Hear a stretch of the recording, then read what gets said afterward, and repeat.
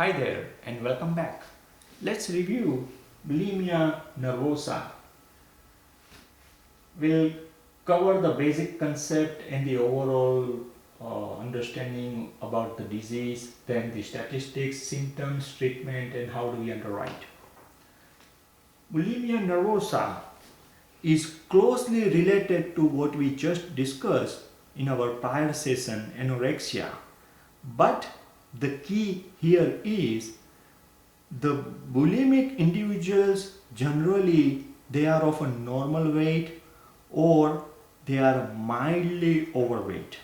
That's the key here. Episodic binge eating followed by compensatory behaviors like vomiting, purging, exercise. That's what happens here. Frequent cycles of extreme dieting and or fasting followed by binging and purging that we discussed in the prior session. Okay. But the key here when it comes to bulimia nervosa is the fact that individuals generally of normal weight or mildly overweight. That's the key as opposed to anorexia. Okay. So how about the statistics? More than 200,000 US cases per year are being reported. Females account for at least 90% of individuals with bulimia nervosa. Prevalence among adolescent and young adult females is approximately 1 to 3%. High incidence in those attending weight loss programs.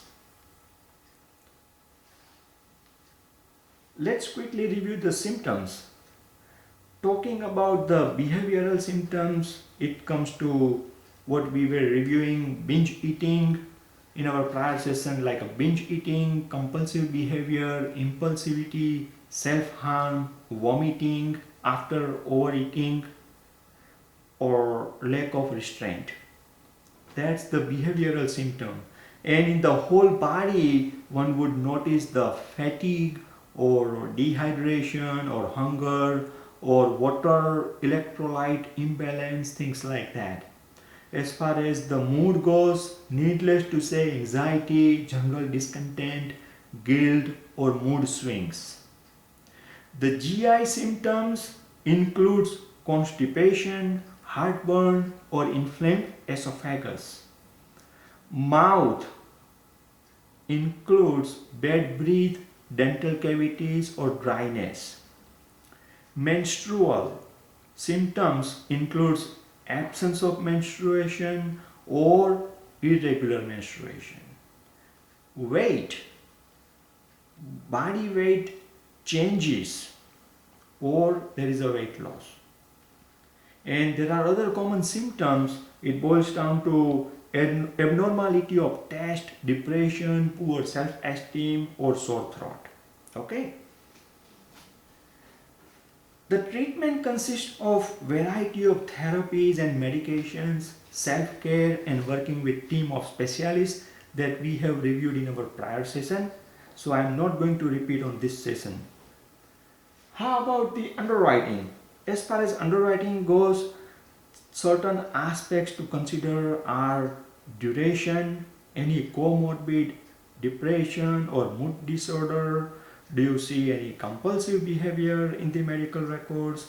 Are there any issues as it relates to alcohol or other substance abuse?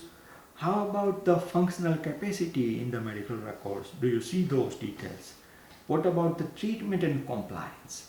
So those are the aspects in underwriting you want to pay close attention to, and bottom line, correlate those details, plug those details into your company specifics and underwriting manual, and then look at the green flags to be as aggressive as you can, and look at the red flags within the file and arrive at the best possible offer that you can extend to our field partners out there who are out there to represent your company. We are a team, we are in the home office, we do the same thing and we underwrite. Okay, with that, let's take a break here and see you soon. Take care. Bye now.